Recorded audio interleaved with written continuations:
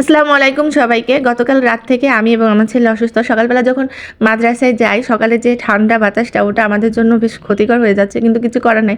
সামনে final exam. এখন তো ক্লাসে রেগুলার যেতে হচ্ছে কারণ রিভিশন হচ্ছে। আর ক্লাসে রিভিশন গতকালে একটু অসুস্থ হয়, আমি আজকে যাই নাই। কারণ একটু বেশি অসুস্থ হয়ে গেলে তখন পরবর্তীতে অনেক কিছু ফেস করতে হবে। কারণ পড়াশোনা সবকিছু মানে ডিলে হয়ে যাবে ওর।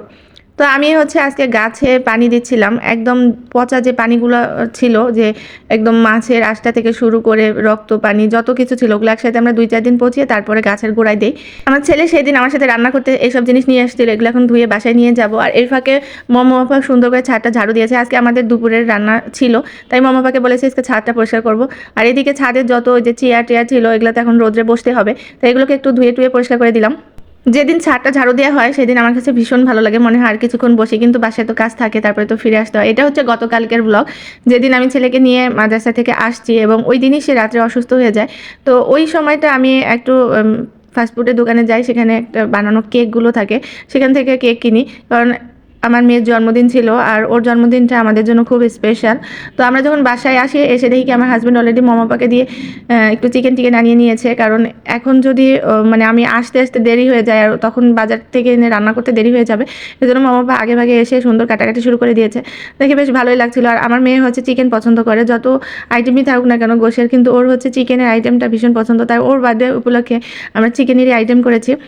আর আমার এই সন্তানের বার্থডে, সে ছোট হোক বড় হোক যেটাই হোক না কেন, আমাদের কাছে খুবই স্পেশাল। কারণ ওই সন্তানের মুখে দেখে আমরা প্রথম বাবা মা হওয়ার যে ফিলিংসটা সেটা পাই। তারপর সেই সন্তানের মুখ থেকে বাবা এবং মা ডাকটা ফার্স্ট শুনি, তো আমাদের নতুন একটা জীবন শুরু হয়ে যায়।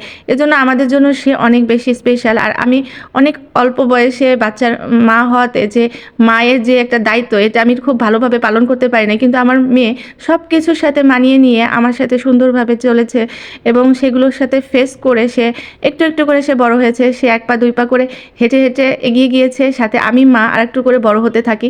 তো আমাদের যে এই বন্ডিং আমাদের সন্তানের সাথে আমাদের বাবা মায়ের, এটা যেন আজীবন থাকে। সবাই দোয়া করবেন ওর জীবনটা যেন খুব সুন্দরভাবে ও পার করতে পারে। আমি তাকে মেয়ে হিসাবে না, একটা সন্তান হিসাবে দেখি। আমার মাও সেম এই কাজটাই করেছে। আমি বড় সন্তান ছিলাম তার, কখনো মেয়ে বলে কাউকে পরিচয় দেয়নি, বলেছে এটা আমার বড় সন্তান।